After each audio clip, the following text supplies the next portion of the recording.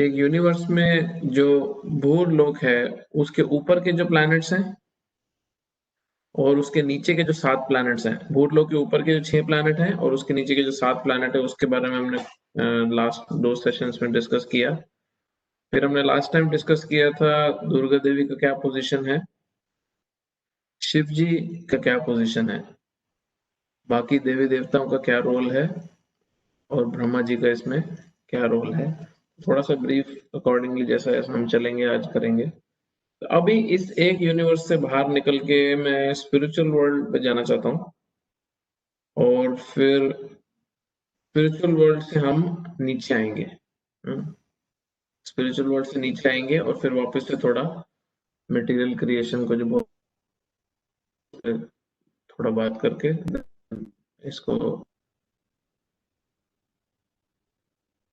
ये खत्म हो जाएगा और फिर अगले क्लास से भगवद गीता के 13 चैप्टर ऑनवर्ड्स शुरू करेंगे और विल मूव फॉरवर्ड।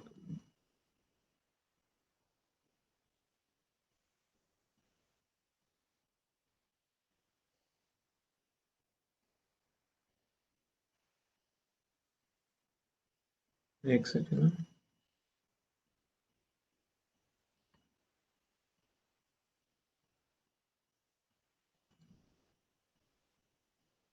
ओके, तो अभी ये है स्पिरिचुअल वर्ल्ड, आध्यात्मिक जगत का पूरा पिक्चर।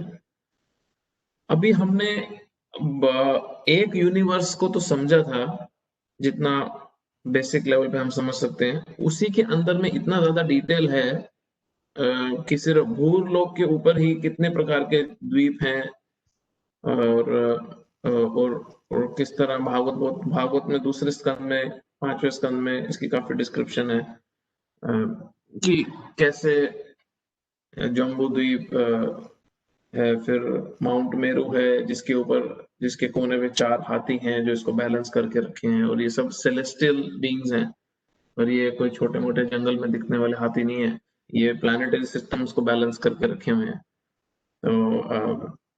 तो बहुत बड़े स्केल पे बहुत कुछ चल रहा है और भागवतम के दूसरे स्कंद में एक एक्सप्लेनेशन आती है कि 2 billion square kilometre bye 2 billion का पूरा डायमीटर है और कुछ हजार किलोमीटर तक ही साइंटिस्ट अपने स्पेसशिप्स वगैरह में अपने स्पेस शटल्स में जा सकते हैं और वो कंक्लूड करते हैं एज इफ दे नो सब कुछ। तो ये सारी लिमिटेशंस हैं उनकी, बट शास्त्र जो है, जो स्क्रिप्चर्स हैं, इनमें एक बहुत इंटरेस्टिंग व्यू पॉइंट है जो स्पेशली जो शास्त्रों के हिसाब से जो व्यू पॉइंट है वो बहुत इंटरेस्टिंग है और वो है कि जितने भी स्क्रिप्चर्स बोले गए हैं, स्पेशली जब क्रिएशन की बात आ रही है तो क्रिएशन की जो डिस्क्रिप्शन दी है वो कहीं जगह पे अर्थ के पॉइंट ऑफ व्यू से दी है स्पेस को लेके और कई बारी स्पेस के पॉइंट ऑफ व्यू से दी है अर्थ को लेके। क्यों? क्योंकि ये वो पर्सनालिटीज है जो क्वालिफाइड हैं वो विजन रखने के लिए, जो हायर विजन अपर विजन है, जो सृष्टि के उच्च लोकों से इस सृष्टि को कैसे देखा जाता है, ये कैसी ये सृष्टि दिखती है, उसका भी उन्होंने व्याख्यान किया है। अब वो जो व्याख्यान करते हैं तो वो साइंस से मैच नहीं करेंगे क्योंकि साइंस का जो विजन है वो अर्थ से अपवर्ड्स है। तो इसलिए कई जगह पे बहुत मेजर कॉन्ट्रडिक्शंस हैं जहाँ पे साइंस की बात और शास्त्र की बात मेल नहीं खाती, बट जहाँ पे कई जगह ऐसी हैं जहाँ पे मेल खाती भी है। बट अब हम जिस जगह की बात करने वाले हैं वहां पे साइंस का कोई एक्सेस ही नहीं है, वहां पे साइंस कभी पहुंच भी नहीं सकती। क्यों? क्योंकि वो भौतिक विज्ञान से परे जगह, वो भौतिक विज्ञान से पूरी तरह अलग है जगह और जहाँ पे किसी भी प्रकार के मटेरियल एक्सचेंज, मटेरियल मैनिपुलेशन को लेके, किसी प्रकार के भौतिक क्रिया कार्यों को लेकर के इसके की क्षमता पे उस रेल्म में, उस जगह तक पहुंचा नहीं जा सकता जो आध्यात्मिक जगत है।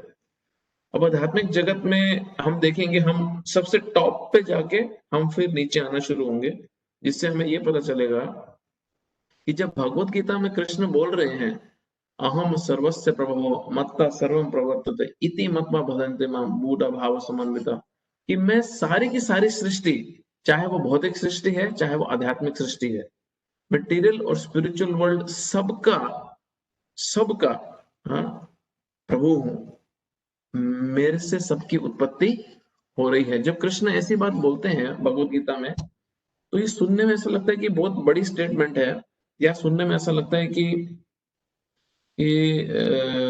सच भी है कि नहीं है ये।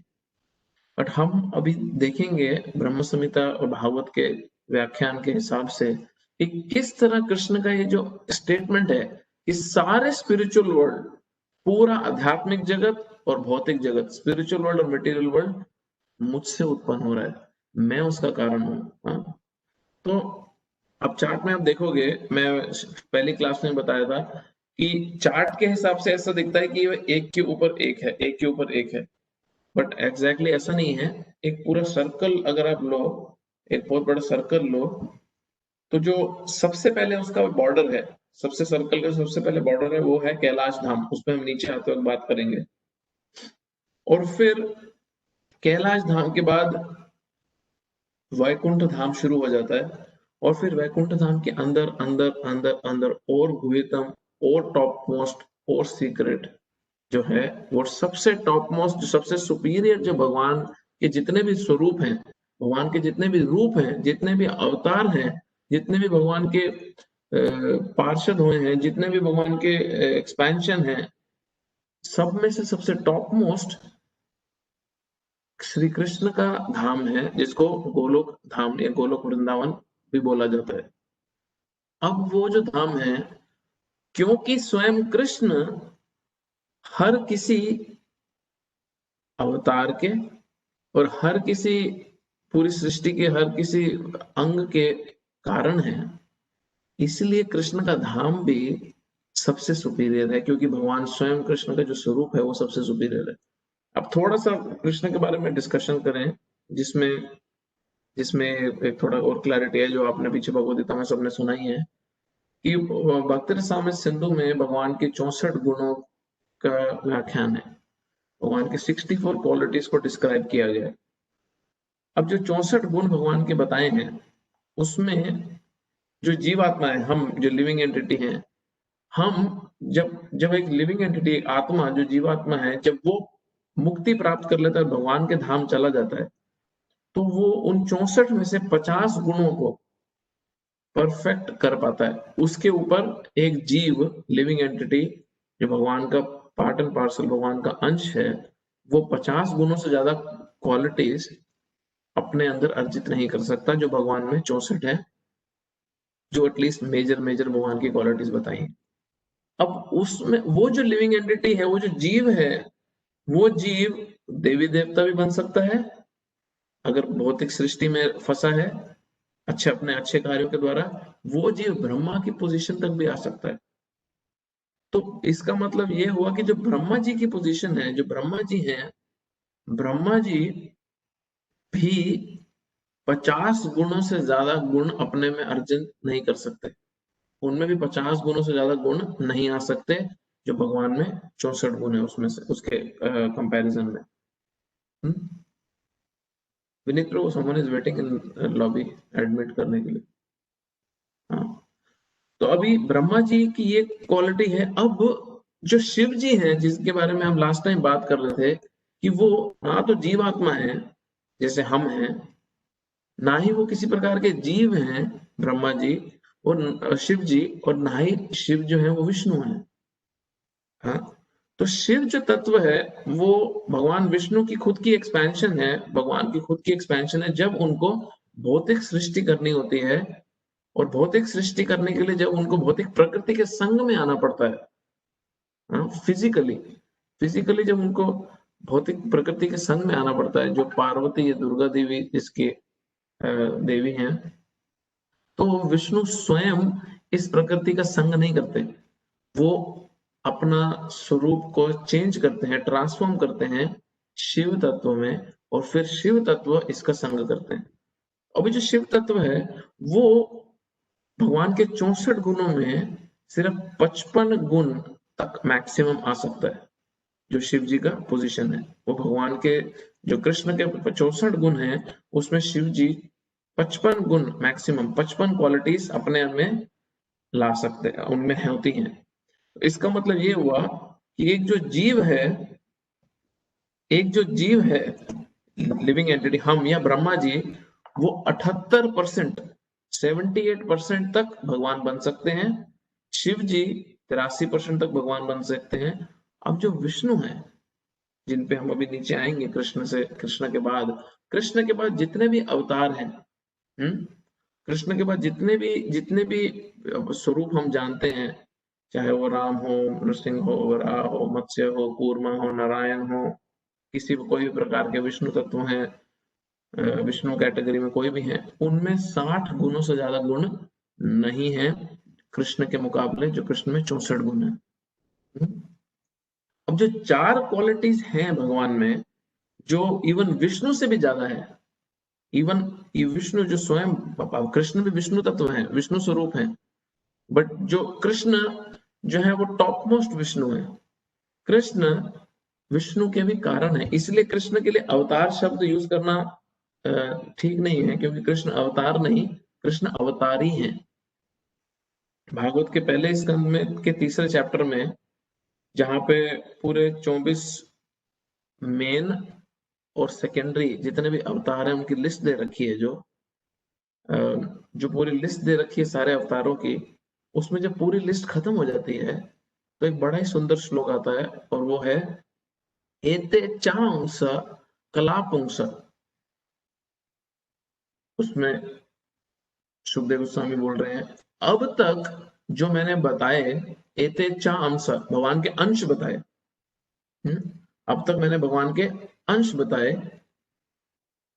और अंश के कला, अंश के भी आगे, अंश के भी आगे अंश बताया। मैंने या तो भगवान के अंश बताए हैं अभी तक। विनीत प्रभु एडमिट कर लो, कोई और वेट कर रहा है।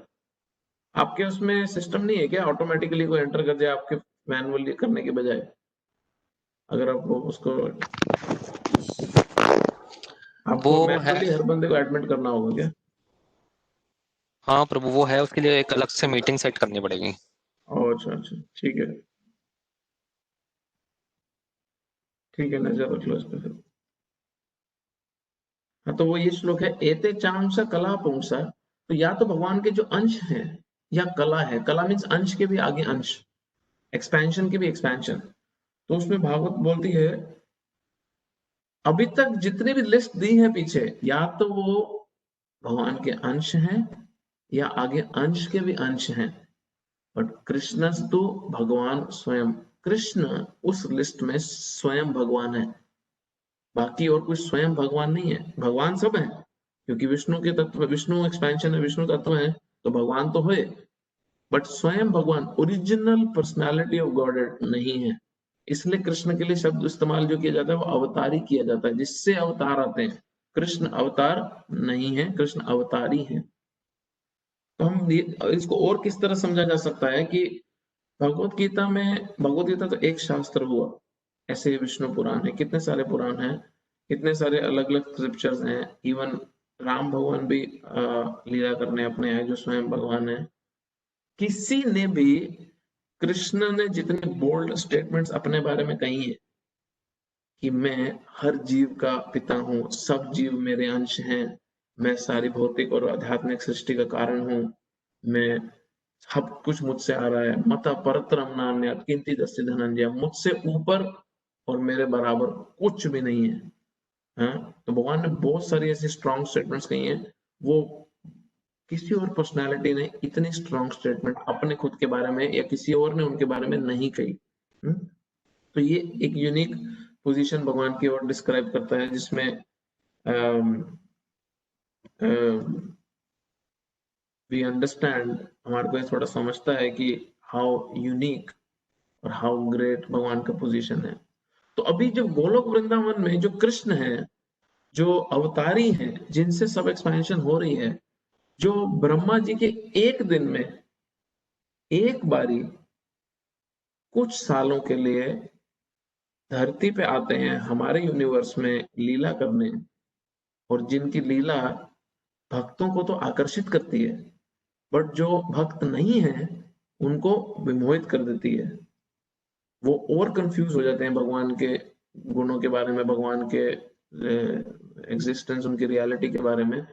तो जो कृष्ण का स्वरूप है, ये जो स्पिरिचुअल वर्ल्ड में भगवान का जो स्वरूप है, ये भगवान का जो ओरिजिनल स्वरूप है, वो ही भगवान लीला करने उसी स्वरूप के साथ पृथ्वी पे आते हैं हमारे यूनिवर्स में। अब ब्रह्मा जी के एक दिन में भगवान का आने का मतलब है 999 कलयुगों के बाद, मतलब 999 बारी सतयुग, त्रेता युग, द्वापर युग और कलयुग, ये चारों युग जब बीत जाएंगे, हाँ, जब ये चारों लोग बीत जाएंगे, मतलब 43 लाख इंटू 1000 साल के बाद भगवान एक बारी सिर्फ आते हैं। 125 साल के लिए आए थे इस बारी अपनी लीला करने। तो हम इतने ज्यादा फॉर्चुनेट हैं कि 43 लाख इंटू 1000, मतलब कितने करोड़ हो गए ये? 43 430 करोड़ साल बाद भगवान आए अपनी लीला करने, और हमारे से सिर्फ 5000 साल दूर है कृष्ण।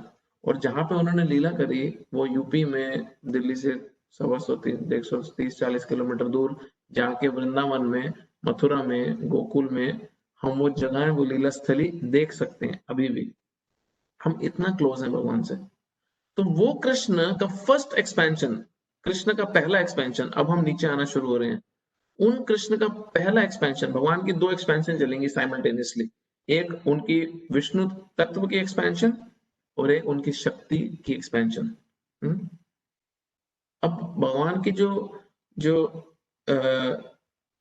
पहली एक्सपेंशन है, जो स्पिरिचुअल वर्ल्ड में जो भगवान विष्णु की एक्सपेंशन है, वो बलदेव है। पहली पहली जो भगवान की एक्सपेंशन है वो है बलदेव, जिनकी एक्सपेंशन आगे अनंत शेष है। जो अयोध्या में एक्चुअली में अगर सिस्टमैटिकली देखा जाए तो जितनी भी आगे एक्सपेंशन है वो सब बलराम से आ रही है। हाँ, जितनी भी एक्सपेंशन, जितने भी अवतार हैं, राम, नरसिंह, मत्स्य, कूर्मा, वराह, जितने भी एक्सपेंशन है वो सब बलराम से उसके बाद आते हैं। और बलराम खुद, भगवान कृष्ण में और बलराम में प्रभुपाद जी से प्रश्न पूछा गया था, भेद क्या है? तो प्रभुपाद जी बोले कि कृष्ण में और बलराम में वैसे तो कोई भेद नहीं है। हाँ? कृष्ण में और बलराम में कोई भी भेद नहीं है, सिर्फ इतना ही भेद है कि एक सफेद रंग है, एक का स्वरूप, और एक का काला रंग है कृष्ण का, घने बादल की तरह घनश्याम रंग है भगवान का। तो जो बलराम जी हैं वो सेवक भगवान है। बलराम जी जो है वो सेवक भगवान है, और कृष्ण सेव्य भगवान है, मतलब जो भगवान सेवा ग्रहण करते हैं। और बलराम वो भगवान है जो सेवा करते हैं। अब इंटरेस्टिंगली इंटरेस्टिंगली जितना भी कृष्ण की का पैराफर्नेलिया है, भगवान के जितना भी धाम है, भगवान की ज्वेलरी है, भगवान के लिए इस्तेमाल करा कोई भी चीज है, उनका रथ है, उनको इस्तेमाल करने के लिए कुछ भी चाहिए, कुछ भी चाहिए भगवान को इस्तेमाल करने के लिए। अब आध्यात्मिक जगत में या भौतिक जगत में भगवान मटेरियल चीजों के कांटेक्ट में नहीं आते। जो भी चीज भगवान इस्तेमाल करते हैं वो स्वयं आध्यात्मिक होनी चाहिए, उसमें चेतना भी होती है। यहाँ तक कि आध्यात्मिक जगत में सब कुछ में, हर चीज में इतनी चेतना है आध्यात्मिक जगत में कि ज्वेलरी जो भगवान ने पहनी है वो भी इच्छा करती है कि आज काश कृष्ण मुझे पहन ले। हाँ, जंगल में जिस पेड़ पे भगवान बैठने वाले होंगे, वो पेड़ भी प्रे कर रहा होता है कि आज कृष्ण मेरे पे आके विराजमान हो, मुझसे सेवा ग्रहण करें। जो फल फूल हैं, भागवत में बहुत सुंदर वर्णन आता है कि फल, जब कृष्ण गुजर रहे हैं किसी जंगल के पास से, तो जो जो फ्रूट्स हैं वो खुद आ जाते हैं भगवान के पास कि प्लीज मुझे एक्सेप्ट कर लो। क्यों? क्योंकि आध्यात्मिक जगत में हर चीज में चेतना है। जो आध्यात्मिक जगत है वो चेतन जगत है, वहां पे लाइफ है हर चीज में, पत्थरों में भी, लकड़ों में भी, ज्वेलरी में भी, कोई भी चीज भगवान इस्तेमाल कर रहे हैं उसमें भी हर चीज में लाइफ है। और भौतिक जगत में जो अचित जगत है, जहाँ पे चेतना नहीं है, जहाँ पे डेड मैटर है, यहाँ पे हमारे शरीर देखें तो डेड मैटर है, आत्मा निकल जाए तो शरीर सड़ने लग जाता है। कोई भी प्रकार की किसी भी चीज को हम देखते हैं जिसमें से आत्मा एक बार चली जाए वो सड़ के खत्म हो जाता है। जबकि आध्यात्मिक जगत में उनके अंदर आत्मा नहीं है, वो स्वरूप ही उनका स्पिरिचुअल है, आध्यात्मिक है, इसलिए वो स्वयं आत्मा का ही स्वरूप है बेसिकली भगवान की सेवा के लिए। वो अलग टॉपिक है, उस पर कभी बाद में बात करेंगे। बट वो जितनी भी एक्सपेंशन है पूरे आध्यात्मिक जगत में, धाम में भगवान के, वो सब बलराम जी की एक्सपेंशन है। बलराम एक्सपैंड करते हैं उसमें। इवन तक कि जो भगवान का धाम है, गोलोक वृंदावन धाम, वो भी बलराम जी की एक्सपेंशन है। भगवान की लीला में सहयोग करने के लिए बलराम खुद उसको एक्सपैंड करते हैं। जब भगवान को लीला करनी है और भगवान को एक डिस्टेंस से दूसरे डिस्टेंस जाना है जो थोड़ा दूर है, अब क्योंकि जो धाम है वो धाम स्वयं, जिस जमीन पे भगवान चल रहे हैं वो स्वयं बलराम है, तो भगवान की लीला के लिए वो पास भी आ जाता है, भगवान की लीला के लिए फिर वो दूर भी चला जाता है। तो जैसे आप फोटो में देख रहे हो, एक पूरा लोटस बना हुआ है, बहुत सुंदर फूल बना हुआ है। ये फूल है ही ऐसा, जो आध्यात्मिक जगत है वो भगवान की लीला करने के लिए पास भी आ जाता है, भगवान की लीला के हिसाब से दूर भी चला जाता है। तो अभी भगवान को अगर जंगल में जाना है तो अभी कोई पैदल चल के जाएगा तो जब जब तक वो पहुंचेगा तब तक आधा दिन बीत जाएगा, और भगवान को तो लीला करके वापस भी आना है।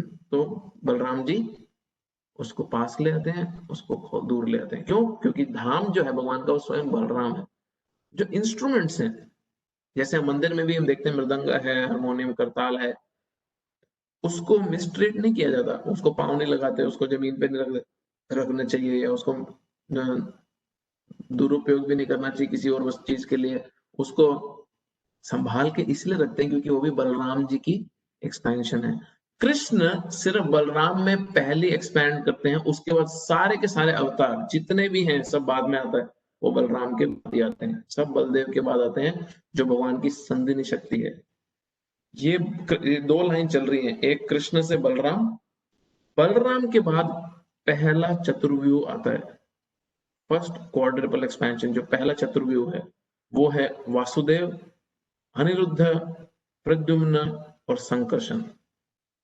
अभी ये इसको इसको और ये, क्योंकि यहां से अभी सारे बाकी वैकुंठ धाम स्टार्ट होंगे, जो अयोध्या धाम वगैरह जितने भी सब धाम है अब यहाँ से शुरू हो जाएंगे।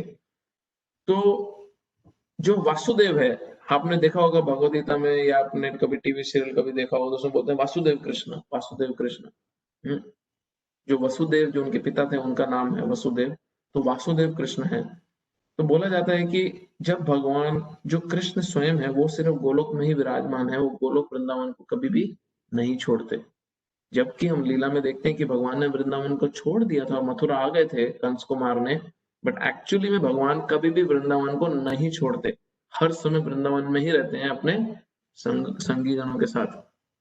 जो भगवान वृंदावन छोड़ के आए, जिन्होंने असुरों को मारा, जिन्होंने अर्जुन के साथ कुरुक्षेत्र में पार्टिसिपेट भी किया, वो भगवान का वासुदेव स्वरूप है, वासुदेव कृष्ण है वो। बट जो श्याम सुंदर कृष्ण है, जो गोलोक वृंदावन में राधा रानी सखियों के साथ, यशोदानंद महाराज के साथ और बाकी अपने ग्वालों के साथ हैं, वो वृंदावन कभी नहीं छोड़ते, वो श्याम सुंदर कृष्ण। बाकी जितने भी कार्य किए जाते हैं वो भगवान के वासुदेव कृष्ण की एक्सपेंशन से किए जाते हैं। और फिर उसमें अनिरुद्ध है, प्रद्युम्न है, जो धरती पे इस लीला में भगवान के पुत्र के पोते के रूप में आए। और फिर जो भगवान की चौथी एक्सपेंशन है, आपको चार्ट में अगर दिख रहा होगा, संकर्षण। संकर्षण, अब जो संकर्षण है, जो अनंत शेष भी है, संकर्षण आगे, संकर्षण की अगली एक्सपेंशन है नारायण, जो वैकुंठ लोक में, पूरा ही वैकुंठ लोक है स्पिरिचुअल वर्ल्ड, बट जो लक्ष्मी नारायण का जो धाम है, जिसको ऐश्वर्य धाम भी बोला जाता है, जहां पे भगवान राजा के रूप में है और सब उनकी सेवा भाव में है, वो ऐश्वर्य धाम में भगवान और नारायण के रूप में एक्सपैंड होते हैं संकर्षण। अब इन्हीं नारायण से दोबारा पुनः एक चतुर्व्यूह आता है। ये थोड़ा कॉम्प्लिकेटेड है, सिर्फ इंफॉर्मेशन के लिए सुन लें, इसको बहुत ज्यादा टेक्निकली नहीं समझा जा पाएगा।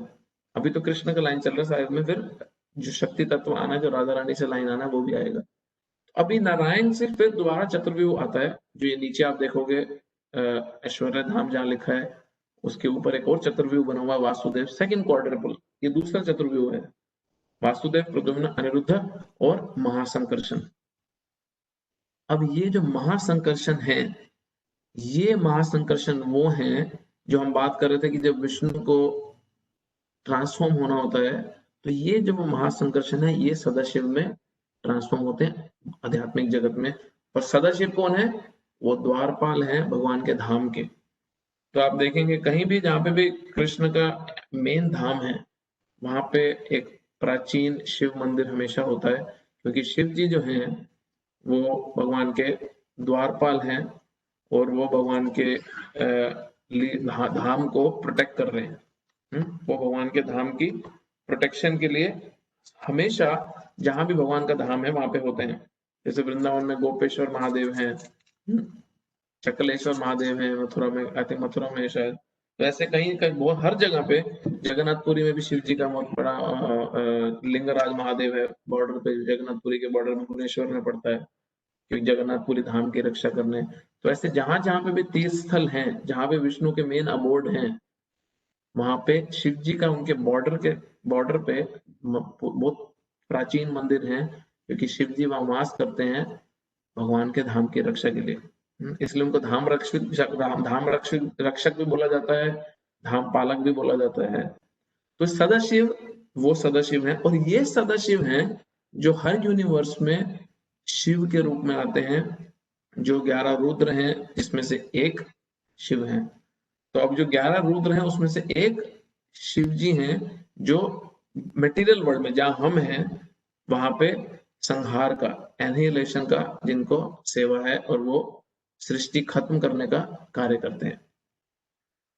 अभी हमने डिस्कस किया था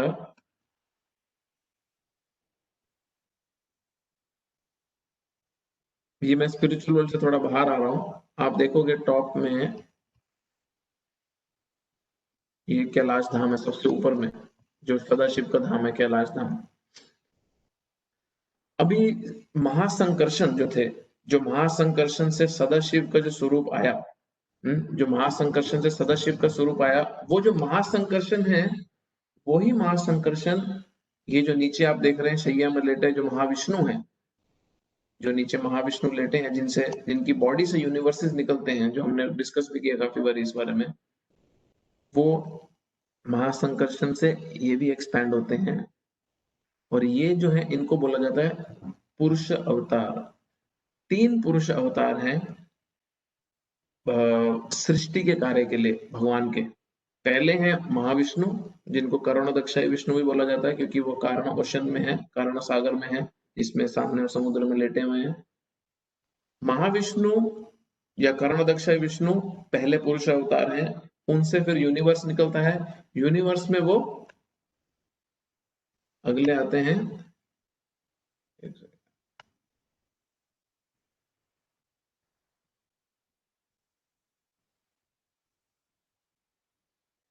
जो सबसे नीचे लेटे हुए हैं गर्भोदक्षाय विष्णु के रूप में। महाविष्णु से एक्सपैंड होते हैं गर्भोदक्षाय विष्णु। अब उन गर्भोदक्षाय विष्णु की नाभि से, उन गर्भोदक्षाय विष्णु की नाभि से स्टेम निकलती है, जो लोटस का फूल निकलता है, जिसपे ब्रह्मा जी की उत्पत्ति होती है। हाँ? और फिर ये गर्भोदक्षाय विष्णु क्षीरोदक्षाय विष्णु में एक्सपैंड होते हैं, जो दुर्गा देवी के साथ हैं, जो क्षीरोदक्षाय विष्णु की फोटो यहाँ बनी हुई है, जो दुर्गा देवी के राइट साइड में, जो परमात्मा रूप में हर जीव के अंदर स्थित हैं। अभी जब लोग बोलते हैं कि कृष्ण, राम, विष्णु के अवतार हैं, तो ये क्वेश्चन बहुत बारी पूछा जाता है कि हमने तो सुना है कि कृष्ण, राम, विष्णु के अवतार हैं, बट तुम तो बोल रहे हो कि विष्णु कृष्ण के अवतार हैं, वो कैसे?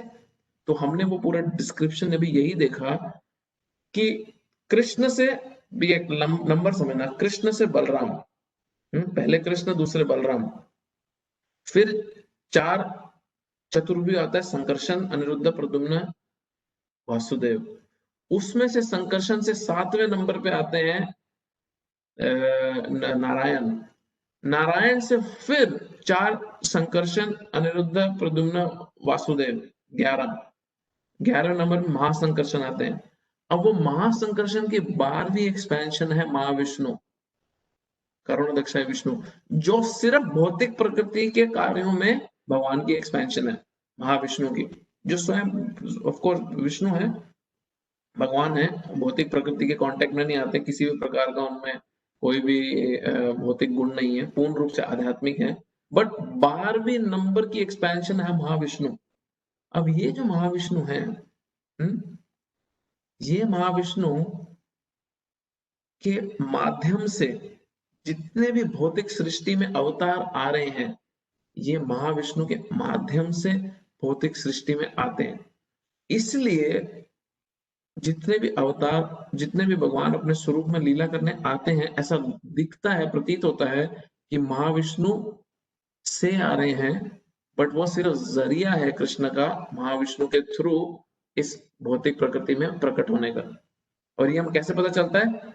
11वें अध्याय में हमने देखा कि जब कृष्ण ने अर्जुन को विराट रूप दिखाया, तो जब कृष्ण ने अर्जुन को विराट रूप दिखाया, तो अर्जुन की रिक्वेस्ट पे कृष्ण ने अपना चतुर्भुज रूप भी दिखा दिया और फिर अपने 2 भुजाओं रूप में वापस भी आ गए। मेरी वॉइस क्लियर नहीं है, क्या मैसेज आ रहा है? क्लियर है प्रभु जी, क्लियर है प्रभु जी। मे बी माता जी आपका इंटरनेट कनेक्शन वीक पड़ रहा होगा। अच्छा, तो अब ये जो महाविष्णु के थ्रू भगवान अवतरित होते हैं, ये भगवान का सिस्टम है, बट भगवान बहुत क्लियरली ये दिखा देते हैं कि मेरा जो 2 भुजाओं वाला श्याम सुंदर स्वरूप है वो उससे सुपीरियर है। कैसे? क्योंकि अगर 2 भुजाओं वाला श्याम सुंदर स्वरूप विष्णु के 4 भुजाओं वाले रूप से सुपीरियर नहीं होता, तो अर्जुन की सिर्फ इच्छा मात्र से भगवान अपना चतुर्भुज रूप नहीं दिखा सकते थे। अगर तुम सुपीरियर हो तो तुम इंफीरियर चीज तो दिखा सकते हो, बट अगर तुम इंफीरियर हो तो तुम सुपीरियर रूप अपना कैसे दिखाओगे? मतलब ये तो ऐसे हुआ कि अब शिव जी राधा कृष्ण का रूप दिखा दें या शिव जी विष्णु का चतुर्भुज रूप दिखा दें। नहीं, शिव जी तो विष्णु की एक्सपेंशन है, शिव जी कैसे दिखाएंगे उनका रूप? इसलिए Chaitanya Mahaprabhu, very interesting point, Chaitanya Mahaprabhu जो कृष्ण के अवतार नहीं थे, जो कलयुग में भगवान अपने लीला करने चैतन्य महाप्रभु के रूप में आए, जो युग धर्म देने आए, जिस 500 कुछ साल पहले, वो कृष्ण के अवतार नहीं थे, वो स्वयं कृष्ण थे। श्री कृष्ण चैतन्य राधा कृष्ण नहीं अन्य, वो राधा और कृष्ण से भिन्न नहीं थे, वो कृष्ण का शरीर था और राधा रानी की कांति थी, उनका आउटर अपीयरेंस था और उनकी भक्ति थी। तो हृदय राधा रानी का था, आउटर अपीयरेंस राधा रानी की थी, बट स्वयं कृष्ण थे। उन्होंने अपने भक्त सार्वभौम भट्टाचार्य पे कृपा करके अपना छठभुज रूप दिखाया। छठभुज रूप में उन्होंने अपनी 2 भुजाओं में धनुष और तीर पकड़े हुए राम का रूप दिखाया। एक ही फॉर्म के अंदर उन्होंने धनुष और तीर पकड़े हुए राम का रूप दिखाया, उन्होंने बांसुरी बजाते हुए कृष्ण का रूप भी दिखाया और उन्होंने सन्यास का डंडा पकड़े हुए अपना चैतन्य महाप्रभु का स्वरूप भी दिखाया। साइमल्टेनियसली छठभुज रूप दिखाया अपना, 6 भुजाओं वाला रूप। तो एक अवतार के लिए अवतारी का स्वरूप दिखाना कठिन है, वेरी इंपॉर्टेंट पॉइंट, अनलेस भगवान स्वयं की वो इच्छा हो। तो ये अभी जब हम मटेरियल वर्ल्ड में आ गए और हमने देखा कि कैसे कृष्ण महाविष्णु के थ्रू, महाविष्णु के जरिए, उनकी एजेंसी के थ्रू भौतिक प्रकृति में आते हैं, लीला करते हैं, लीला समाप्त करते हैं, भक्तों को आकर्षित करते हैं, और जो अभक्त हैं, जो भक्त नहीं हैं, उनको और भ्रमित करके चले जाते हैं। जो आसुरी प्रवृत्ति के हैं उनको कंफ्यूज कर देते हैं और वो लोग क्या बोलते हैं, अरे कृष्ण को तो पांव में तीर लगा था, पांव में तीर लगने से कृष्ण मर गए। पाँव में तीर लगा और कृष्ण मर गए, और भगवान कंफ्यूज करने के लिए और क्या करते हैं, भगवान अपना शरीर भी छोड़ जाते हैं पीछे, माया शरीर, कि लो अंतिम संस्कार भी कर लो। तो भगवान बहुत लीला करते हैं इस प्रकार, बहुत अलग अलग प्रकार से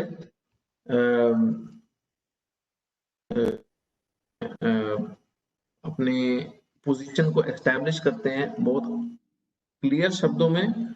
और ये जो चार्ट हम डिस्कस कर रहे हैं पूरा, ये जो पूरा चार्ट हमने डिस्कस किया, इसका उद्देश्य एक ही है। और इस पूरे चार्ट को जो हम स्टडी करने का उद्देश्य है, वो उद्देश्य बड़ा सिंपल है, और वो उद्देश्य है कि हम जो भगवत गीता स्टडी कर रहे हैं, हम जो भगवत गीता पढ़ने की कोशिश कर रहे हैं, उसमें प्लीज ये क्लियरली समझ लें कि हम किस व्यक्ति से डील कर रहे हैं। वो ऑर्डिनरी व्यक्ति नहीं है, वो स्वयं भगवान है, और वो सारी सृष्टि के कारण है। भौतिक और आध्यात्मिक प्रकृति उन्हीं से उत्पन्न हो रही है, और हमारे को सिर्फ और सिर्फ पता नहीं किस कारण, क्या हमने ऐसे पुण्य करे होंगे, क्या भगवान की हम पे कृपा है, भक्तों की कृपा है, कि हम किसी कारण तो ये आध्यात्मिक ज्ञान के कांटेक्ट में आए हैं कि हम इसको समझ सकें, और भगवान के प्रति अपना आकर्षण, अपना रिश्ता, अपना प्रेम, अपने जीवन समर्पण करके उनके प्रति और से और जुड़ सकें भगवान से, और से और उनकी शरण ले सकें। क्योंकि हम अगर ये सारे सब्जेक्ट मैटर को नहीं समझते, तो हमारे मन में जो क्वेश्चंस हैं, जो 10 प्रकार के डाउट्स हैं, जो क्वेश्चंस हैं, वो हमारे श्रद्धा को कमजोर रखते हैं। और वो जब हमारी श्रद्धा को कमजोर रखते हैं, तो हमारी श्रद्धा कमजोर होने के कारण हम आध्यात्मिक रास्ते पे, हम आध्यात्मिक कार्यों में बहुत ज्यादा एंथुजियाज्म से रुचि नहीं ले पाते। और हमारा आध्यात्मिक रास्ते पे जितना ज्यादा हम एंथुजियास्टिक होंगे, जितना ज्यादा हम इंस्पायर्ड होंगे, उतना ही रिजल्ट अच्छा आएगा। और ये बहुत जरूरी है। इसलिए हमें किताबी कीड़ा बनना नहीं है, ये रट लिया, वो श्लोका, ये श्लोका ना, ये तो सिर्फ दूसरे की मदद करने के लिए भी काम आता है, और अपने मन को भी समझाने के काम आता है जब हम भटकने लगते हैं या हटने लगते हैं। क्योंकि भौतिक प्रकृति जो है, ये जो भौतिक सृष्टि है जिसमें हम हैं, ये स्वभाव से ही तोड़ने के लिए बनी है। ये स्वभाव से ही हमारे को तोड़ने के लिए बनी है। क्यों? क्योंकि तभी हम भगवान की तरफ मुड़ के देखते हैं। अगर हमारे जीवन में सब कुछ ठीक चल रहा है, तो हार्डली 100 में से कोई एक व्यक्ति सोचेगा कि हाँ, भगवान के बारे में थोड़ा चिंतन कर लें। तो हमारे को जो दुख आ रहे हैं, वो हम सबको आ ही रहे हैं, हम सब अपने अपने दुखों की लिस्ट जानते हैं। हमारे को जिस भी प्रकार के दुख मिल रहे हैं, उन दुखों को ब्लेसिंग समझना बहुत जरूरी है। क्योंकि वो दुख जब तक हम ब्लेसिंग नहीं समझेंगे, तब तक हम इस नॉलेज को अप्लाई नहीं करेंगे अपने जीवन में। ठीक है, किसी का कोई क्वेश्चन है? हमने प्रैक्टिकली जितना प्रैक्टिकली पॉसिबल था वो कर लिया डिस्कस, बट इसमें डिटेल बहुत ज्यादा है।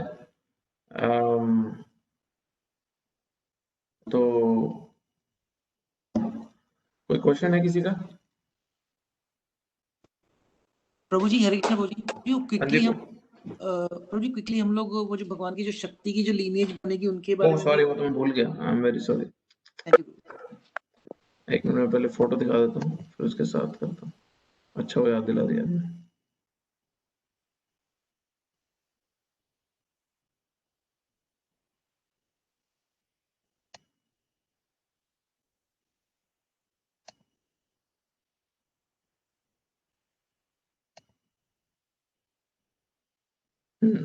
तो जिस तरह भगवान के कृष्ण से बलराम और बलराम से चतुर्व्यूह और सारे एक्सपेंशन आ रहे हैं, उसी तरह भगवान की जो शक्ति है, शक्ति और शक्तिमान को अलग नहीं किया जा सकता। अगर शक्तिमान एग्जिस्ट कर रहा है, तो शक्ति एग्जिस्ट करेगी। जैसे कि एग्जांपल है, अगर बल्ब है, तो बल्ब की लाइट और हीट उसकी शक्ति है, तो वो बल्ब के साथ हमेशा एग्जिस्ट करती ही करती है। अभी हमारे केस में क्या होता है, हम बल्ब ऑन करें तो लाइट आती है वरना नहीं आती, बट भगवान के केस में वो हर समय एग्जिस्ट करती है। तो भगवान की जो शक्ति है, स्पेशली ह्लादिनी शक्ति। ह्लादिनी शक्ति क्या मतलब है? ह्लादिनी वो शक्ति है भगवान की जो भगवान को आनंद देने की शक्ति है।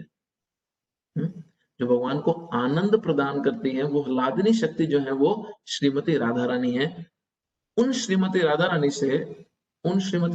से सारी की सारी बाकी एक्सपेंशन आती है। उन श्रीमती राधा रानी से सारी की सारी बाकी एक्सपेंशन निकलती हैं। और वो श्रीमती राधा रानी आगे लक्ष्मी, महालक्ष्मी के रूप में आती हैं, और ऐसी अनंत कोटि लक्ष्मियां हैं भगवान के धाम में। गोपीज हैं जितनी, वो सब राधा रानी की एक्सपेंशन है। सीता देवी राधा रानी की एक्सपेंशन है।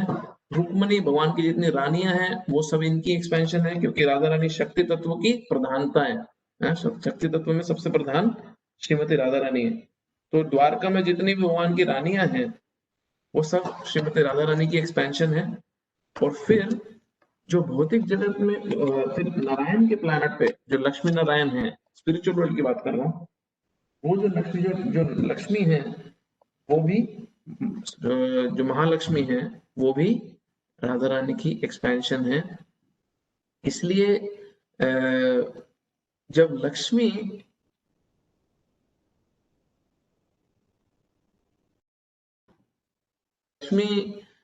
एक्सपेंड करती हैं पार्वती के रूप में, तो जब तक तो वो सदाशिव के साथ है धाम में, ब्रह्मज्योति पर, स्पिरिचुअल वर्ल्ड में है, स्पिरिचुअल स्वरूप में है। बट जब वो अपनी लीला करने नीचे में इस यूनिवर्स में आ जाती हैं, तब वो भौतिक प्रकृति को रिप्रेजेंट करती हैं। भगवान की माया शक्ति को, जो है बहिरंगा शक्ति है भगवान की, जो महामाया की शक्ति है, उसको रिप्रेजेंट करती हैं, जो दुर्गा देवी से रिप्रेजेंट होती है। हमने एक चीज और मिस कर दिया कि जो कैलाश धाम है उसके बाद आप देख रहे हो जो व्हाइट कलर की लाइट है, ब्रह्म ज्योति, आप चार्ट में नोट करोगे कि रेज निकल रही है ऐसे पूरे चार्ट में, ऐसे रेज हैं, हर जगह रेज हैं, जो ऐसे प्रकाश सा निकल रहा है। बट ये जो व्हाइट लाइट बनी है, जो सफेद सफेद लाइट बनी है, जो भौतिक सृष्टि को और आध्यात्मिक सृष्टि को अलग कर रही है, ये वो ब्रह्म ज्योति है जिसमें ज्ञानी जो हैं, जो योगी हैं, वो इस प्रकाश में लीन होना चाहते हैं। ये ब्रह्म ज्योति है जहाँ पे ब्रह्म आनंद प्राप्त करने के लिए जो ज्ञानी हैं, जो योगी हैं, जो इसमें लीन होना चाहते हैं। अब ये जो ब्रह्म ज्योति है, भगवान भगवद्गीता में बोलते हैं 14वें अध्याय के 14वें अध्याय के आखिरी श्लोक में, ब्राह्मणों ही प्रतिष्ठा हम, ये जो ब्रह्म ज्योति है मेरे शरीर का प्रकाश है, ये मेरे पे स्थित है, ये मेरे पे डिपेंड करती है। ये जो ब्रह्म ज्योति भगवान के शरीर से निकलता हुआ प्रकाश है, और जो पूरा आध्यात्मिक जगत है, आप इमेजिन करो जैसे स्पेस है, अब स्पेस में बहुत सारे प्लैनेट्स फ्लोट कर रहे हैं, तो ये जो ब्रह्म ज्योति है ये स्पिरिचुअल स्पेस की तरह है, आध्यात्मिक जगत में ये स्पेस में है। और सारे जितने भगवान के धाम है, वैकुंठ धाम है, नरसिंह देव का धाम है, मत्स्य धाम है, ऊपर फिर उसके बाद अयोध्या धाम है, मथुरा धाम है, द्वारका धाम है, गोलोक वृंदावन धाम है, ये सारे धाम हैं, ये इस ब्रह्म ज्योति में फ्लोट कर रहे हैं। तो जिस जिसका भगवान से पर्सनल रिलेशनशिप डेवलप होता है, जिस व्यक्ति का, जिस भक्त का भगवान से पर्सनल रिलेशनशिप डेवलप होता है, वो भगवान के किसी एक धाम में जाके भगवान की सेवा करता है। बट जो अनफॉर्चुनेटली अटक जाते हैं सिर्फ भगवान के शरीर के प्रकाश तक, और जो ऊपर नहीं जा सकते उससे, जिनको सिर्फ शांति चाहिए, भौतिक दुखों से समाप्ति प्राप्त करनी है, और उनको सिर्फ भगवान के प्रकाश में लीन होके ब्रह्मानंद का आनंद उठाना है, जो तुच्छ है भगवान की सेवा के कंपैरिजन में आध्यात्मिक जगत में, वो ब्रह्म ज्योति में लीन हो जाते हैं। जैसे पार्टिकल्स, सूर्य के आप प्रकाश देखते हो सुबह सुबह, कभी जब सूर्य घर पे आता है तो सूर्य के प्रकाश में बहुत सारे पार्टिकल्स होते हैं, बहुत सारे पार्टिकल्स दिखते हैं, छोटे छोटे छोटे। तो जो सूर्य का प्रकाश है, अगर उसको ब्रह्म ज्योति देखें तो छोटे छोटे पार्टिकल हैं, वो आत्मा की तरह हैं। तो बाहरी दृष्टि लगता है कि वो लीन हो गए, बट आत्मा कभी भी मर्ज नहीं हो सकती, लीन नहीं हो सकती। आत्मा हमेशा इंडिविजुअल रहती है, वो सिर्फ उसमें स्थित करती है, उसमें सिचुएट करती है, लीन कभी नहीं हो सकती।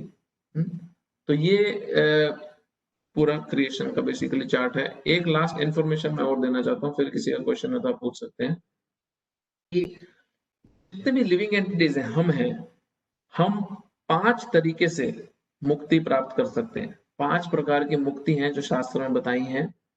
पहली मुक्ति जो है ब्रह्मज्योति की मुक्ति है, उसको बोलते हैं सायुज्य मुक्ति।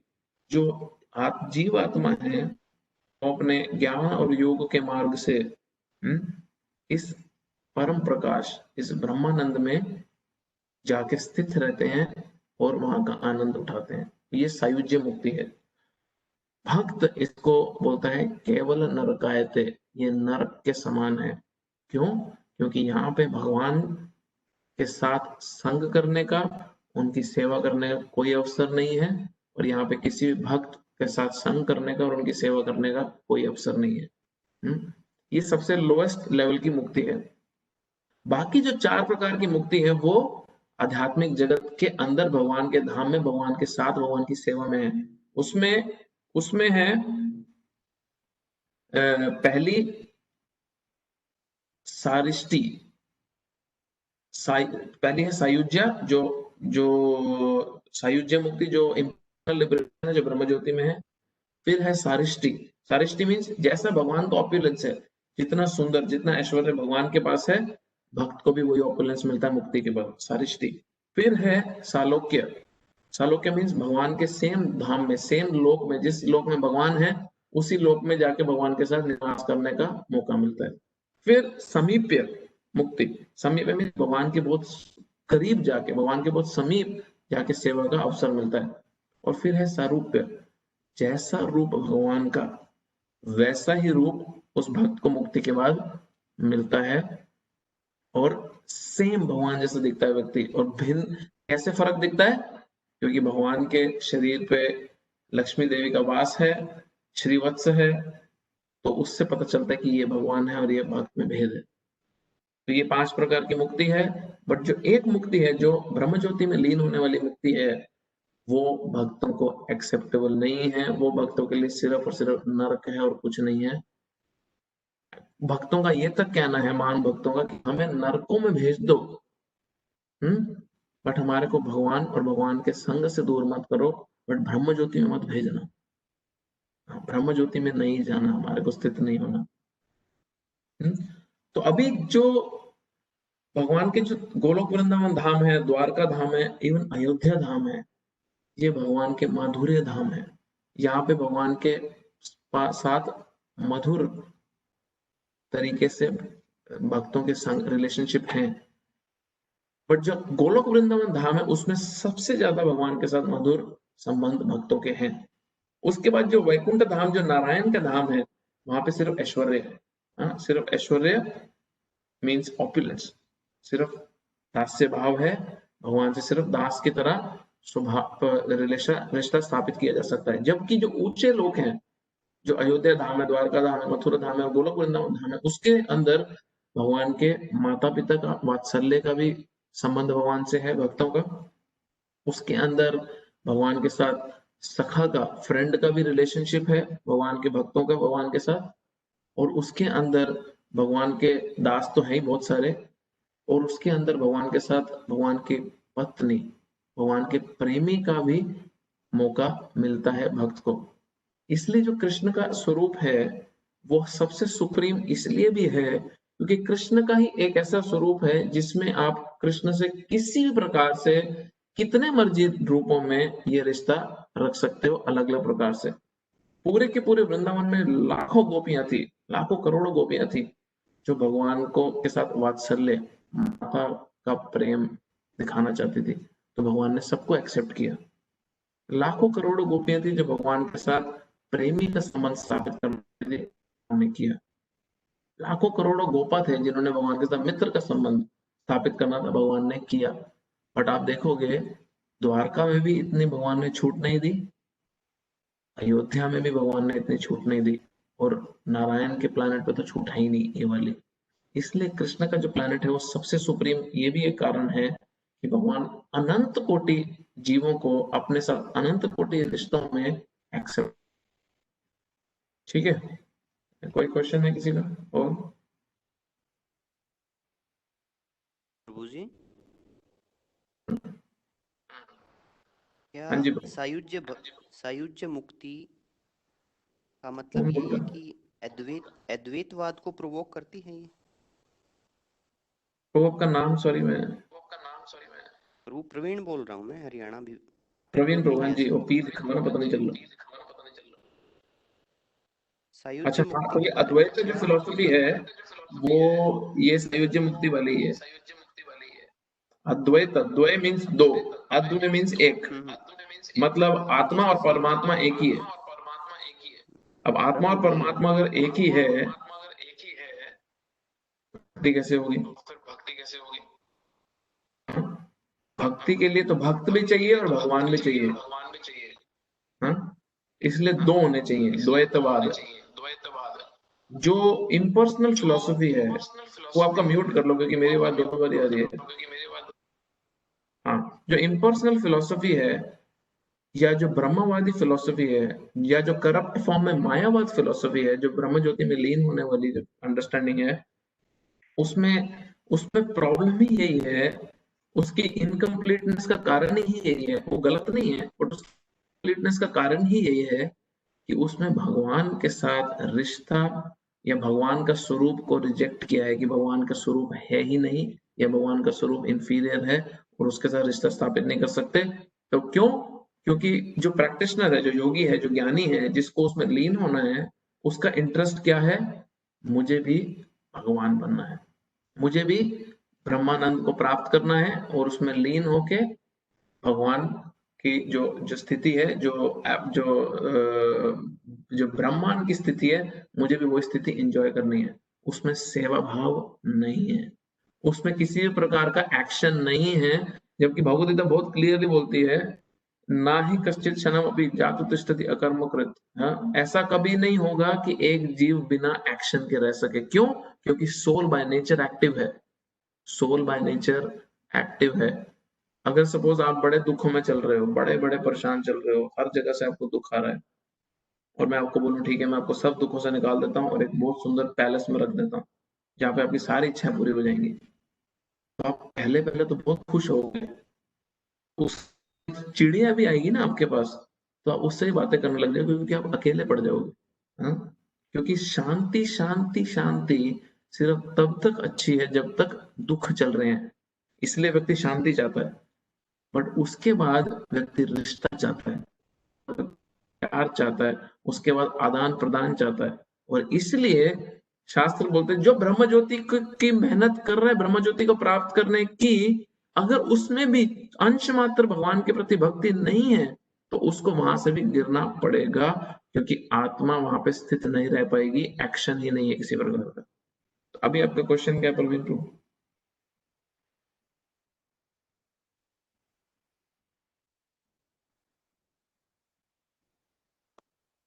यही था प्रभु जी, क्या सायुज्य मुक्ति का मतलब यही है, अद्वैतवाद हाँ जी। को प्रोवोक करती है क्या?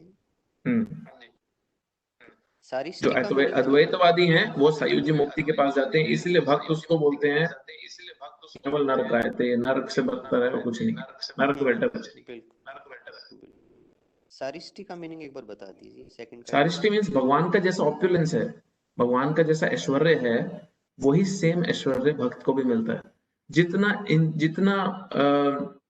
रिचेस, जितना एंजॉयमेंट भगवान एक्सपीरियंस करता है, उतना ही वो भक्त करता है जिसको वो प्रकार की मुक्ति मिलती है। तो भक्तों का इंटरेस्ट किसी मुक्ति में नहीं है, बट अगर उनको कोई मुक्ति लेनी पड़े तो वो इन चार मुक्ति को फिर भी स्वीकार कर लेते हैं, क्योंकि भगवान की सेवा का मौका मिलता है इसमें। और हनुमान जी का एग्जाम्पल हम देखते हैं। हनुमान जी जब जीत के सीता माता को वापस लेके अयोध्या आ गए, और अब हनुमान जी तो सेलिब्रेटेड भक्त थे, हनुमान जी की वजह से सीता माता मिली, हनुमान जी सबसे मेन रोल प्ले अदा करे राम भगवान को जिताने में, वहां पे लड़ने में, मारने में, सब में। तो अभी जब यहाँ पे अयोध्या आ गए, तो जब अयोध्या भगवान आ गए तो सबने अपनी अपनी सेवा ले ली राम के लिए। अब हनुमान जी बोले मेरी क्या सेवा है? बोले कोई सेवा ही नहीं बची। शत्रुघ्न ने पंखे का ले लिया, भरत ने एक सेवा ले ली, लक्ष्मण ने एक सेवा ले ली, सीताराम की पर्सनल और उनकी पत्नियों ने जो मेन लोग वहां पे थे उन्होंने अपनी अपनी सेवा ले ली। अभी हनुमान जी क्या सेवा करें? हनुमान जी बेचैन होने लगे। अब कोई पूछे कि भैया तुम बेचैन क्यों हो रहे हो तो राम के साथ, तुम्हें सीताराम से मतलब है ना, तुम सीताराम के साथ हो, तुम बेचैन क्यों हो रहे हो? बोले नहीं, जब सेवा ही नहीं है राम के प्रति तो मेरे जीने का फायदा क्या है? साथ होने पे भी इंटरेस्ट नहीं था हनुमान जी को। ब्रह्मज्योति छोड़ो, ब्रह्मज्योति में लीन होना तो छोड़ो, राम सीता के साथ होने में भी उनको इंटरेस्ट नहीं था। वो बोले राम के साथ हो तो सेवा करनी है राम की। और फिर वो पास टाइम आता है कि जब भगवान उबासी लेते हैं और हनुमान जी चुटकी बजाते हैं, फिर राम भगवान उबासी लेते रहते हैं, हनुमान जी बिजी हो जाते हैं सेवा में, बड़े खुश होते हैं कि मैं सेवा कर रहा हूँ। तो ये भक्त का मूड रहता है। भक्त का इंटरेस्ट सारा समय सिर्फ किताब पढ़ने और चैंटिंग में नहीं है। भक्त को है कि मैं चैंटिंग इसलिए कर रहा हूं कि मुझे राधा कृष्णा की सेवा मिले। सर्विस बहुत इंपॉर्टेंट है, अंदर चेंज लाने के लिए सर्विस बहुत इंपॉर्टेंट है। ठीक है प्रभु? हरे कृष्ण प्रभु जी।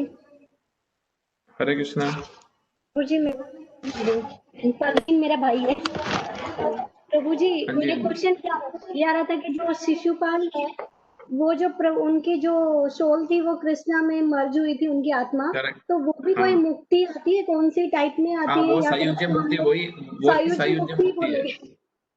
बोलेंगे? वही एग्जैक्टली वही सायुज्य मुक्ति है। प्रभु जी मेरे को थोड़ा सा डाउट ऐसा, क्योंकि वो तो विजय की फॉर्म में आते हैं ना, तो वो तो भगवान पार्षद होते करेक्ट हैं, करेक्ट। तो वो तो उस मुक्ति में उसमें कैसे? शास्त्र, मैं समझ गया आपका क्वेश्चन, शास्त्रों से बहुत डिटेल एक्सप्लेनेशन देते हैं, बड़ा अच्छा एक्सप्लेनेशन है। उसमें आता है कि जब जब जब सबके सामने राजसूय यज्ञ के समय जब शिशुपाल भगवान की बहुत निंदा कर रहा था, फिर भगवान ने अपने सुदर्शन चक्र से शिशुपाल को मारा, तो सबके सामने जो शिशुपाल की आत्मा थी वो आई और भगवान के शरीर में एंटर कर गई। अब भगवान के शरीर में एंटर करी मतलब सब हैरान हो गए। उस समय जो सबने देखा कि अभी कृष्ण ऑर्डिनरी व्यक्ति नहीं है। अगर आत्मा किसी की कृष्ण के शरीर में एंटर कर रही है इसका मतलब है कृष्ण उस आत्मा के सोर्स हैं। हाँ, फिर भी मतलब ये तो साइड पॉइंट है, बट दुर्योधन और उसकी पार्टी की मंद बुद्धि इतनी थी कि फिर भी वो समझे नहीं भगवान का। बट वो सेपरेट पॉइंट है। बट जब भगवान के अंदर मर्ज कर गई तो उनको सायुज्य मुक्ति जब मिली, वहां से वो भगवान के धाम, भगवान की लीला में जय विजय के रूप में एस्टैब्लिश हो गए, वहां भगवान के अंदर लीन करके। ये तो भगवान ने बहुत स्पेशल लीला करी थी सबको दिखाने कि जो असुर भी है, जो असुरिक प्रवृत्ति का व्यक्ति भी है, जो हर समय मेरी निंदा भी कर रहा है, क्योंकि वो मेरी चेतना में है हर समय, ये नरकों वाली मुक्ति तो उसको भी मिल जाएगी। भक्त को इसके लिए मेहनत नहीं करनी, भक्त को मेरे धाम में आके मेरी सेवा के लिए कोशिश करनी। तो बहुत बहुत क्लियर एक्सप्लेनेशन है कि सायुज्य मुक्ति के बाद जय विजय अपने पोजीशन में एस्टैब्लिश हो गए थे जाके भगवान के धाम वैकुंठ धाम में। ठीक है, थैंक यू प्रभु जी। और कोई क्वेश्चन है किसी का? कृष्णा प्रभु जी। दो आवाजें आई हैं। हरे कृष्णा प्रभु जी, निहालिया। हाँ जी माता जी बोलिए। प्रभु जी, वैकुंठ लोक में जब हम भगवान के दास के रूप में जब उनकी सेवा करते हैं तो वो वहाँ के लिए क्या क्वालिफिकेशन चाहिए, और वहाँ से भी फॉल डाउन होता है क्या हमारा? नहीं, भगवान के यद गत्वा न निवर्तन्ते तद धामम परमम मम। एक बारी जो मेरे धाम वापस पुनः आ जाता है, दोबारा वो वापस से गलती नहीं करता, भौतिक जगत में नहीं आता। तो भगवान वैकुंठ धाम के लिए भी सेम क्वालिफिकेशन चाहिए। बेसिकली पॉइंट समझने वाला है कि जिस भी भगवान के स्वरूप के प्रति आपका आकर्षण है और आप उसका चिंतन कर रहे हैं और आप पूर्ण रूप से शुद्ध 100% पवित्र भी हो गए हैं, हृदय में सारी मैल निकल चुकी है और पूरी तरह आध्यात्मिक हैं, और फिर जिस रूप के प्रति आपका आकर्षण है आप ये शरीर त्याग के भगवान के उस रूप के धाम में जाके भगवान की सेवा करते हैं। तो चाहे अगर किसी का नारायण के प्रति आकर्षण है तो वो भगवान के नारायण धाम में जाएगा दास के रूप में। अगर किसी का राम भगवान के प्रति है तो वो अयोध्या धाम में जाएगा, किसी का कृष्ण के प्रति है तो वो गोलोक वृंदावन या द्वारका धाम, जैसे भी उसकी जिस प्रकार का भी उसका स्पेसिफिक आकर्षण है वो वैसे भगवान के धाम में जाके स्थित रहेगा सेवा में। तो इसके लिए क्वालिफिकेशन वेरी सिंपल है, one has to be Krishna conscious, 100% Krishna conscious और नारायण कॉन्शियस और Ram conscious which is same। ठीक है जी प्रभु जी, थैंक यू। हाँ जी हरे प्रभु। कृष्णा प्रभु जी। हरे प्रभु कृष्ण। जी, अब हमने जैसे देखा कि जितने भी अपर प्लैनेट है उसमें it's all about consciousness, it's all about chetna, and there is no physical form of a body or any of that sort. ऐसा नहीं है कि वहां पे बॉडी नहीं है, वहां पे फिजिकल बॉडी नहीं है बट सटल बॉडी है, सोल नहीं है, सिर्फ सटल बॉडी है, सूक्ष्म शरीर है। Okay, so Brahma Jyoti and above it is that is pure spiritual, that is pure spiritual। वहां पे कोई प्रकार की मटेरियल बॉडी नहीं जाती, ना ही ग्रॉस ना सटल, ना ही सूक्ष्म ना स्थूल।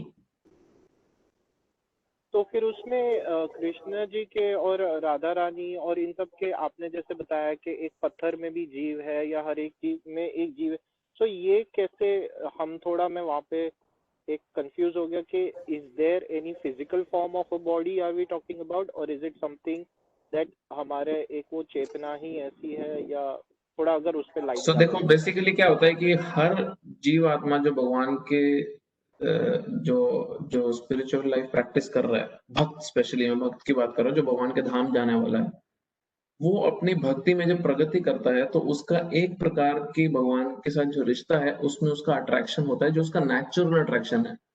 हाँ? वो कौन सा श्लोक है, बड़ा अच्छा है,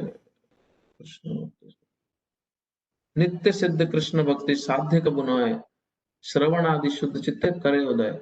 जो कृष्ण भक्ति है, जो नित्य सिद्ध कृष्ण भक्ति, जो भगवान के प्रति भक्ति, वो इटर्नली हमारे भीतर है, आत्मा के भीतर है। श्रवण आदि, सिर्फ भगवान के बारे में सुनने, भगवान का नाम लेने, भगवान की कथा करने और सुनने से वो जागरूक होती है। तो हमारा जो रिलेशनशिप भगवान के साथ स्पिरिचुअल वर्ल्ड में है वो इटर्नल रिलेशनशिप है। तो वो रिलेशनशिप में, अगर मैं रिलेशनशिप में आपको 5 कैटेगरीज बता देता हूँ जो स्पिरिचुअल वर्ल्ड में होती है, जो मैं चार्ट के थ्रू बताया था। एक है शांत रस। शांत रस मीन्स न्यूट्रल रिलेशनशिप भगवान के प्रति, न्यूट्रल भाव। तुम भगवान हो, हम तुम्हारी सेवा के लिए। दूसरा, भगवान के दास के रूप में, दास्य भाव, वेरी स्पेसिफिकली भगवान के दास रूप में। जैसे भगवान का सर्वेंट हो गए, जैसे हनुमान जी का दास रूप में राम भगवान के प्रति रिश्ता है, स्पेसिफिक है वो। तो फिर है साखे भाव, सखा के रूप में, फ्रेंड के रूप में, जैसे सुदामा है, बाकी गोप सखा थे, सुबाल थे, मधुमंगल, अर्जुन, तो भगवान के अलग अलग फ्रेंड्स थे। और एक था अर्जुन जो भगवान के साथ कुरुक्षेत्र युद्ध में था, तो इसलिए भगवान का एक नाम है अर्जुन सखा, अर्जुन के फ्रेंड, क्योंकि भगवान के साथ उसका फ्रेंडली रिलेशन था।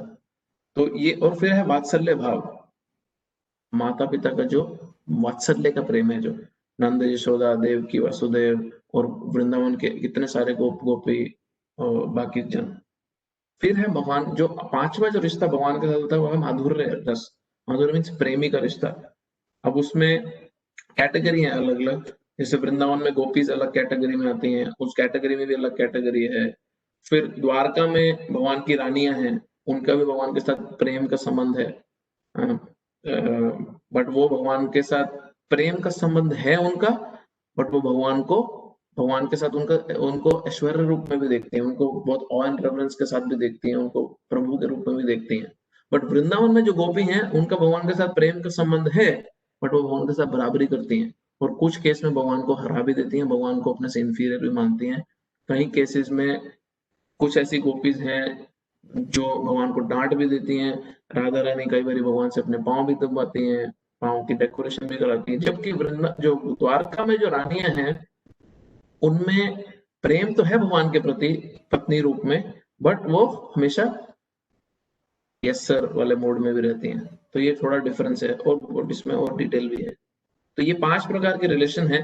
तो अभी जो ज्वेलरी है, जो पत्थर है, वो शांत रस में है और भगवान के सेवा के भाव रहता है किसी प्रकार से। बट जो जितने भी जीव हैं, वो जब परफेक्शन प्राप्त करते हैं और भगवान के धाम जाते हैं, तो जो सोल है, जो आत्मा है, उस आत्मा को स्पिरिचुअल बॉडी ही मिलता है वो सेवा करने के लिए। तो उसकी बॉडी में और सोल में कोई फर्क नहीं रह जाता, क्योंकि सोल का अपना भी बॉडी होता है। तो सोल का अपना भी बॉडी है। तो जो स्पिरिचुअल वर्ल्ड में सोल को जो शरीर मिलता है, वो उसका वो शरीर होता है जिससे वो भगवान की सेवा करता है। और वो ऐसा नहीं कि हर एक जीवन खत्म हो गया तो अगले जीवन में नया बॉडी मिलेगा। वो इटर्नल फॉर्म है उसका, भगवान के साथ जो रिश्ता है उसके लिए वो उसका हमेशा से हमेशा तक वही स्वरूप रहता है, क्योंकि वो उसका इटर्नल स्वरूप है। ठीक है, थैंक यू सो मच प्रभु। और कोई क्वेश्चन है किसी का?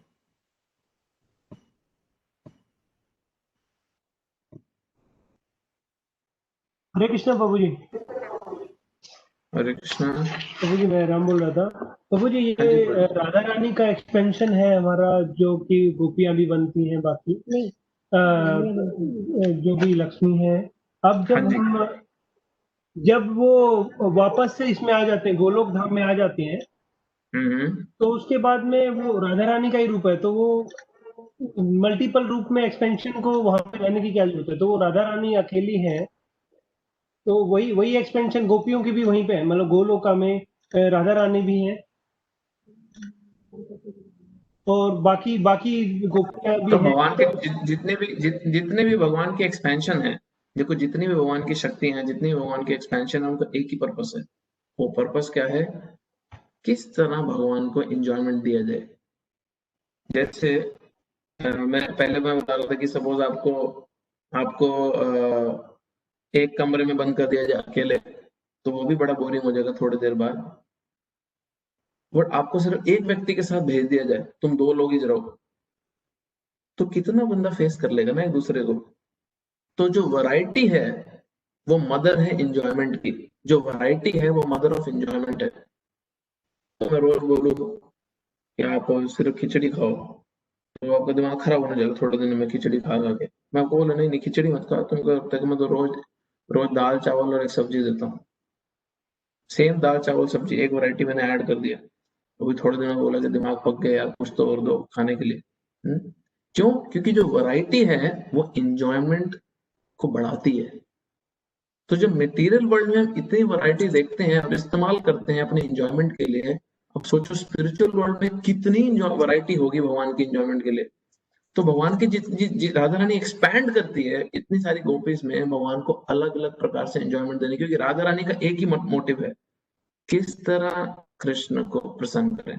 And she does not think anything other than that. उनको कोई, इसलिए राधा रानी ही कारण है हमारे जैसे लोगों को भी चांस मिल सकता है भगवान के संग करने का, क्योंकि राधा रानी ज्यादा से ज्यादा जीवों को, ज्यादा से ज्यादा लोगों को भगवान की सेवा में लगाती है, भगवान को और प्रसन्नता देने के लिए।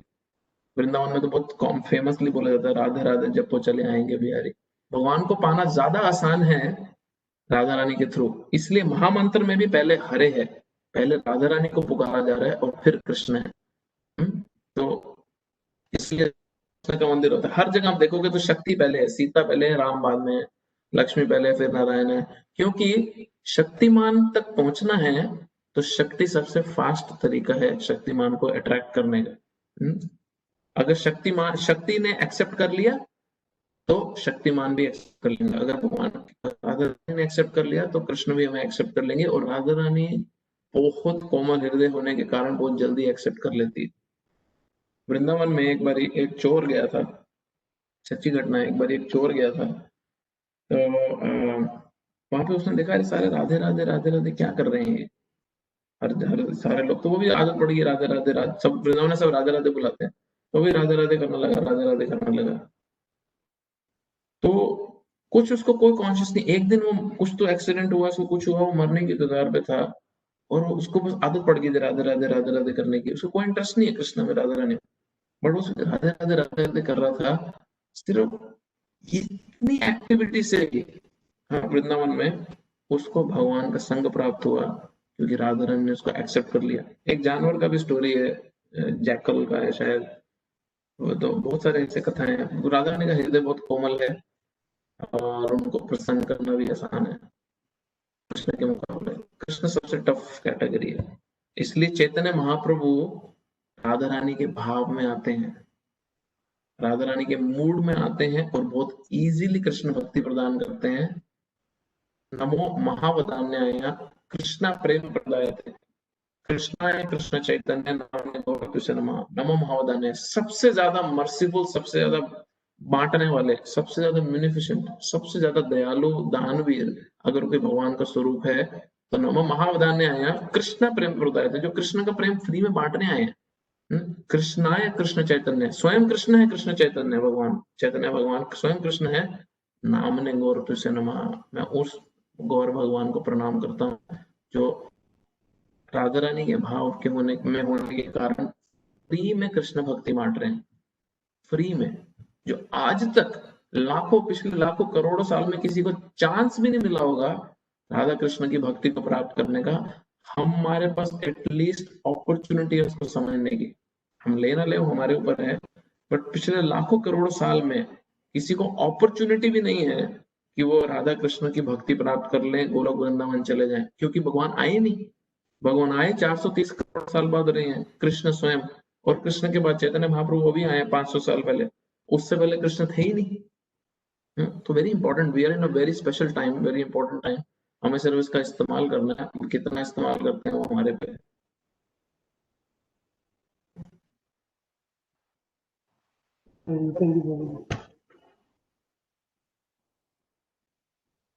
और कुछ?